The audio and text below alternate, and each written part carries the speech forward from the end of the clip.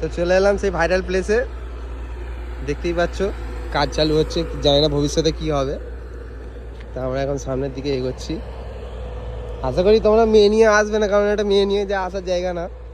ঠিক আছে, তোমরা যদি এমনি টাইম পাস করতে চাও, গঙ্গার ধারে এসে একটু ফ্রি টাইম স্পেন্ড করতে চাও, ঠিক আছে, ওর থেকে বেশি কিছু না।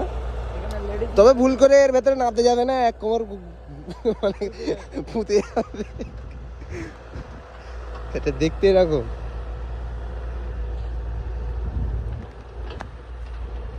সেই জায়গাটা দেখতে পাচ্ছ,